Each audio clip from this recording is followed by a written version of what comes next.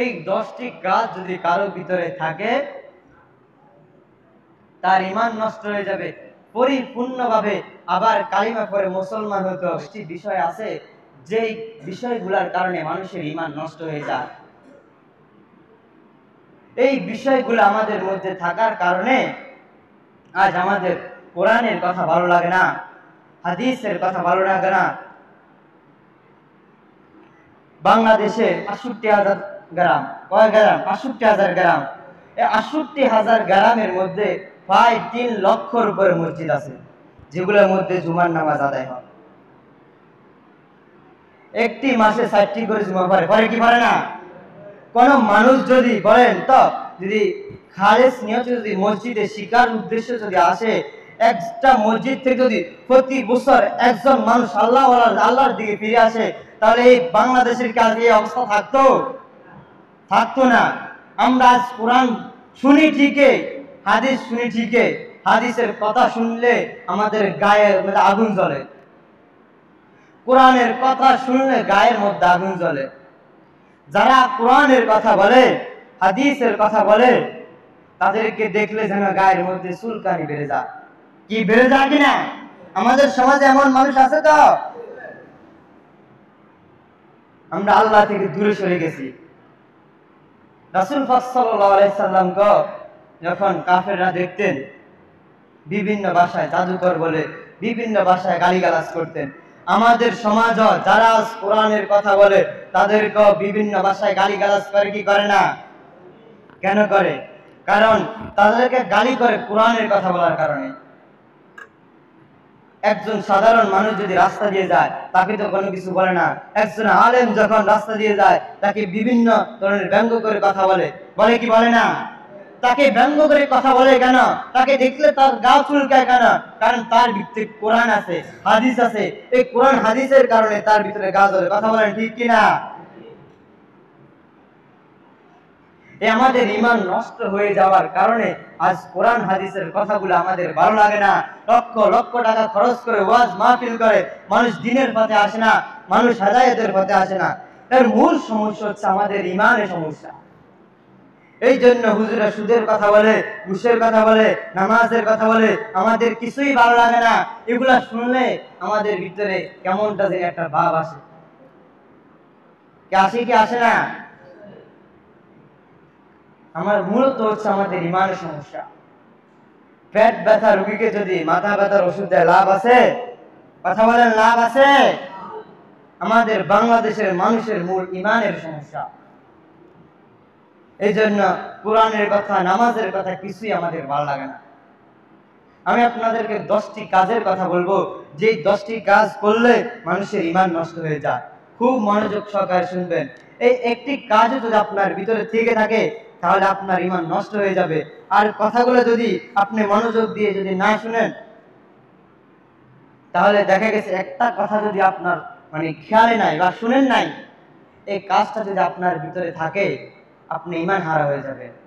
আমি গত জুমাতে বলেছি, যার ঈমান আছে, যে আল্লাহ তাআলার একাত্মবাদ বিশ্বাস করবেন, আল্লাহ পাক এত দয়াবান, এত মায়াবান, আল্লাহ পাক রব্বুল আলামিন তাকে যদি তার কবিরা গুনাহের কারণে কোনো কারণে যদি জাহান্নামে দিয়ে থাকেন, যদি তার ঈমান থেকে থাকে, আল্লাহ পাক রব্বুল আলামিন তাকে চাইলে আবার জান্নাতে দিতে পারেন। কি পারেন কি পারেন না? আল্লাহ কি জাহান্নামীকে জান্নাতে দিতে পারেন কি পারেন না? সত্য হচ্ছে ঈমান থাকতে হবে। এই 10টি বিষয়ের মধ্যে যদি একটি বিষয় আপনার মধ্যে থাকে, তাহলে আপনার আবু জাহেল একই সমান, আপনার ফেরাউন একই সমান। বলবেন আমরা কি এতই নিকৃষ্ট, এতই খারাপ, আমরা কি আবু জাহেল হয়ে গেছে নাকি? আবু জাহেল কোনদিন জান্নাতে যেতে পারবে? কথা বলেন, আবু জাহেল কোশ্চিন কালো জান্নাতে যেতে পারবে? পারবে না, কোশ্চিন কালো জান্নাতে যেতে পারবে না। ফিরআউন কোশ্চিন কালো জান্নাতে যেতে পারবে না। আবু জাহেল বিশ্বাস করতে আল্লাহ পাক রব্বুল আলামিন একজন আছে। বদরের যুদ্ধে যখন যাবেন, কাবা শরীফের গিলাফ জড়িয়ে ধরে বললেন, হে মালিক তুমি আছো আমি জানি। যদি আল্লাহ একজন আছে যদি বিশ্বাস না করতো তাহলে তিনি এই কথা বলতেন? কথা বলেন, বলতেন?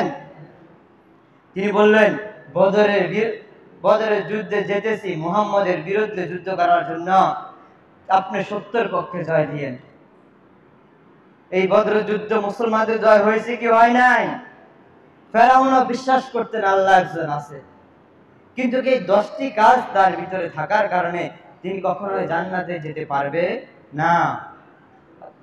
খুব মনোযোগ দিয়ে শুনবেন, আমি এই 10টি কাজের কথা বলবো আপনাদেরকে, খুব মনোযোগ দিয়ে শুনবেন। এর প্রথমটি কাজ হচ্ছে, 1 নম্বর যে কাজ, এই কাজটি হচ্ছে শিরিক করা। শিরিক হচ্ছে এমন কাজ যে আল্লাহ পাক আছে, তাছাড়া অন্য কেউ আছে বিশ্বাস করা। কি আমাদের সমাজে মানুষ বিশ্বাস করে? করে কি করে না? কথা বলেন।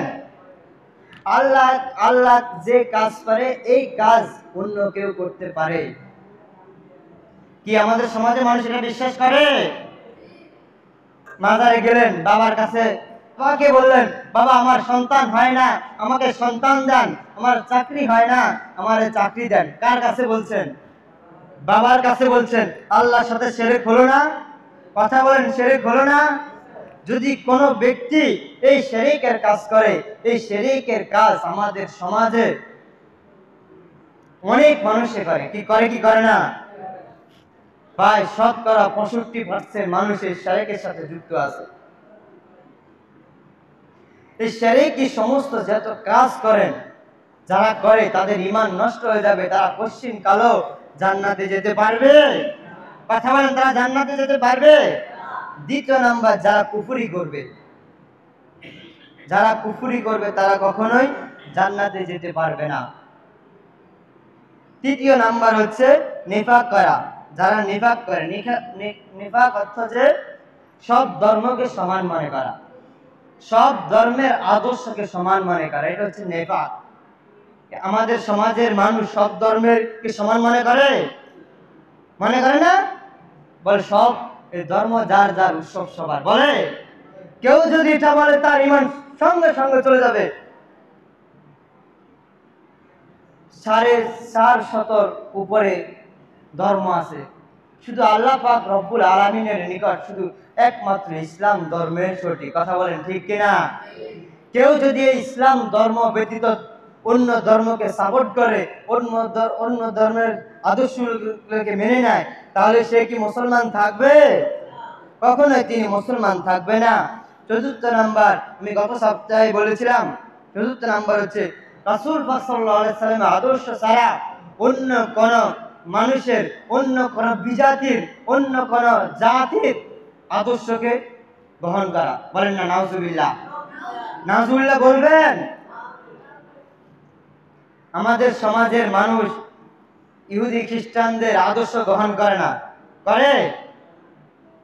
80% মানুষ ইহুদি নাসারাদের আদর্শ তাদের মধ্যে আছে। বিশেষ করে যুবক ছেলেদের, যুবক মহিলাদের, না মহিলাদের বেশি এই সমস্যাটা, যারা ইহুদি নাসারাদের আদর্শ নিজেদের মধ্যে রেখেছে। রাসূল, কাফেররা রাসূল পাক সাল্লাল্লাহু আলাইহি সাল্লামকে দ্বীনের দাওয়াত দিতে দেন নাই। পাথর মেরে আহত করেছেন, কি করেছেন না? কথা বলেন, করেছেন? পাথর মেরে আহত করেছেন, দ্বীনের দাওয়াত দিতে দেন না। আমার বুঝে আসে না, ওই নবীর উম্মত কতটা নির্লজ্জ হলে কাফেরদের, মুশরিকদের আদর্শ নিজের আদর্শ করে না। কতটা নির্লজ্জ হলে এই কাজ করতে পারে? রাসূল সাল্লাল্লাহু আলাইহি ওয়াসাল্লাম তার জীবন দিয়ে, জীবনের বিনিময়ে এই আমাদের জন্য ইসলাম রেখে গেছে না? কাফেররা কি বাধা দেয় নাই? দিয়েছে। তা আমরা মুসলমান কিভাবে তাদের আদর্শ নিজেদের মধ্যে রাখি বলেন তো? পঞ্চম নাম্বার হচ্ছে যে আল্লাহর বিধানকে নিয়ে কটূক্তি করে। আমাদের সমাজের মানুষ আল্লাহর বিধানকে নিয়ে কটূক্তি করে, বিভিন্ন বিষয় নিয়ে কটূক্তি করে, আল্লাহর বিধানকে কটূক্তি করে। এমন দেখা গেছে যে রাজপথে সাইনবোর্ড নিয়ে নেমে গেছে। কথা বলেন ঠিক কিনা? বিভিন্ন বিষয় আছে যেগুলো বিষয় খোলামেলা বলা সম্ভব নয়। বিভিন্ন বিষয় মানুষ আল্লাহর বিধানকে নিয়ে কটূক্তি করে। যারা মহান আল্লাহ পাক রব্বুল আলামিনের বিধানকে নিয়ে কটূক্তি করে, তাদের ঈমান নষ্ট হয়ে গেছে, তারা পশ্চিমকালে জান্নাতে যেতে পারবে? ষষ্ঠ নাম্বার হচ্ছে আল্লাহর কোনো বিধানকে ভালো লাগে না। যদি কেউ মনে করে যে নামাজ আল্লাহ যে বিধানগুলো আছে এই বিধানগুলো আমি বললাম না, আমি মনে মনে আমার কাছে ভালো লাগলো না, পর্দার আইনটা আমার কাছে ভালো লাগলো না, নামাজের আইনটা আমার কাছে ভালো লাগলো না, সুদের আইনটা আমার কাছে ভালো লাগলো না, ঘুষের আইনটা আমার কাছে ভালো লাগলো না, ন্যায় বিচারের আইনটা আমার কাছে ভালো লাগলো না, এমন যদি কেউ মনে করে, বলে নাই কিন্তু মনে করেছে, তার ঈমান সঙ্গে সঙ্গে নষ্ট হয়ে যাবে। 7 নাম্বার হচ্ছে জাদু করা। যারা জাদু করে তাদের ঈমান নষ্ট হয়ে যাবে। 8 নাম্বার হচ্ছে যারা মুসলমানদের বিরুদ্ধে ষড়যন্ত্র করে। এই মামলার আসামি যদি খুঁজেন দেখা যাবে আমিও আছি। শতকরা 90% মানুষ এই কাজের সাথে জড়িত। কথা বলেন ঠিক কিনা? আমাদের সমাজে একদল মানুষ আছে যারা তাদের কাজ হচ্ছে মুসলমানদের ষড়যন্ত্র করা, মানুষের গীবত করা, শাকায়াত করা, কার কোন সময় কি ক্ষতি করবে এই কাজ নিয়ে ব্যস্ত থাকে। কথা বলেন ঠিক কিনা? আজ ফিলিস্তিনের বুকে আমার ভাইরা খুব নির্যাতিত, নিপীড়িত, অসহায় এক শ্রেণীর মানুষ বলছে তাদের ঈমানের সমস্যা, এই জন্য তাদের উপরে এই অত্যাচার। বলেন না নাউজুবিল্লাহ। তিনি এই কথা বললেন মানে তিনি ইহুদিদেরকে সাপোর্ট করলেন, মুসলমানদের ষড়যন্ত্র করার কারণে তিনি আনন্দিত হলেন। যিনি বলেছেন আমি বলবো তার ঈমানও নষ্ট হয়ে গিয়েছে, তিনি পুনরায় ঈমান কালিমা পড়ে মুসলমান হতে হবে। যারা মুসলমানদের ষড়যন্ত্র করে তাদের ইসলাম রুদ্ধ যদি কেউ মনে করে তাহলে তার ঈমান নষ্ট হয়ে যাবে। 10 নাম্বার যেটি বলবো আমি সেটি হচ্ছে ইসলামের কোনো বিধানকে যদি কেউ ঘৃণা করে, ইসলামের আল্লাহ পাক রব্বুল আলামিন যেসব নিয়ম কারণ কথা বলেছেন এই সব নিয়ম কারণকে যদি কেউ ঘৃণা করে তার ঈমান নষ্ট হয়ে যাবে। এই 10টি কাজ যদি কারো ভিতরে থাকে তার ঈমান নষ্ট হয়ে যাবে, পরিপূর্ণভাবে আবার কালিমা পড়ে মুসলমান হতে হবে। কথা বলেন ঠিক কিনা? এই 10টি কাজ শিরক করা, 2 নাম্বার কুফরি করা, 3 নাম্বার নিফাক করা, 4 নাম্বার নবীর আদর্শ ছাড়া অন্য কোন আদর্শকে ভালো মনে করা, 5 নাম্বার আল্লাহর বিধানকে নিয়ে কটূক্তি করা, 6 নাম্বার আল্লাহর বিধানকে ভালো লাগে না, 7 নাম্বার যদি কোনো ব্যক্তি জাদু করে, 8 নাম্বার যারা মুসলমানদের বিরুদ্ধে ষড়যন্ত্র করে, 9 নাম্বার কাউকে যদি কেউ ইসলামের বিরুদ্ধ মনে করে, 10 নাম্বার ইসলামের কোন বিধানকে ঘৃণা করা। এই 10টি কাজ যাদের ভিতরে থাকে তাদের ঈমান থাকবে না।